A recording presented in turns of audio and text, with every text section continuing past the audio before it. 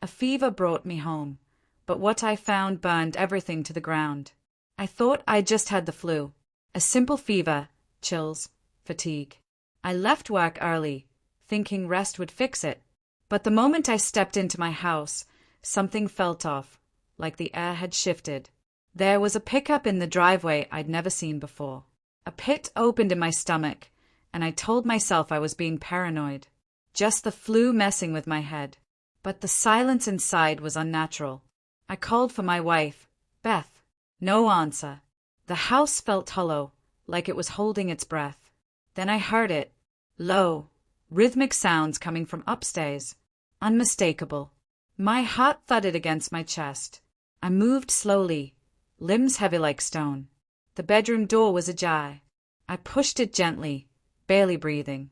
And there she was, Beth, in our bed, with someone else. My world cracked. I stood there, motionless, soundless, as if frozen in a terrible dream. The betrayal wasn't just about the act. It was the undoing of years. Trust, love, loyalty, shattered in one glance. She didn't notice me, but I saw everything. The way she touched him, the way she whispered his name, like I never existed. I didn't scream. I didn't storm in. I raised my phone, took photos, evidence, not for revenge, but for truth. I needed to know I hadn't imagined this.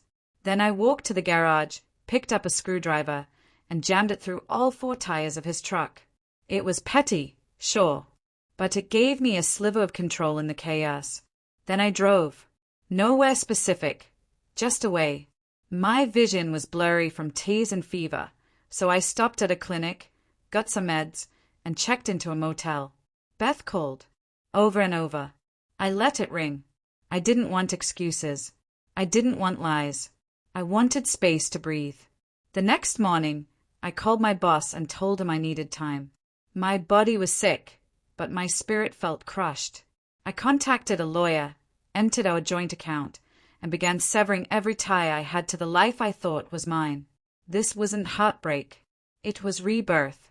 2 days later, I returned. Beth was waiting in the kitchen, pale and red-eyed. "Can we talk?" she asked softly.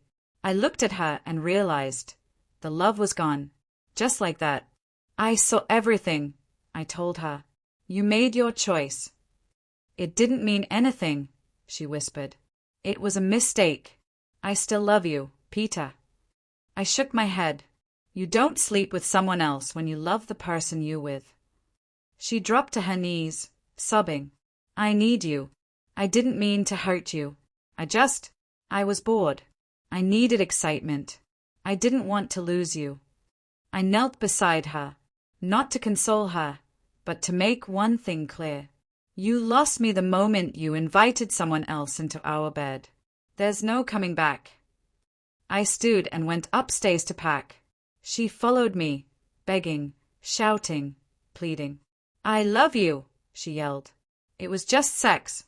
He meant nothing." But her words bounced off me. The damage was done. I walked out without looking back. The house, our plans, our marriage, it was all ash. In the following weeks, I stayed at the motel, filed the divorce papers, quit my job.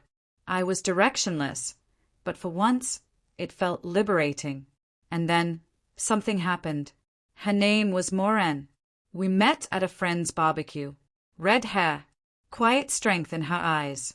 She had scars of her own, a story that mirrored mine. We didn't need to explain much. Just being together felt healing. Slowly, I became someone new, someone unafraid, someone free. One morning, standing beside Maureen on a hill overlooking endless green, I understood something I never expected to feel. That the betrayal, the pain, wasn't an ending. It was the beginning of everything. I would have never chosen that moment of heartbreak, but it gave me the freedom to build a better life, one filled with truth and peace and quiet joy. Sometimes, what breaks you sets you free.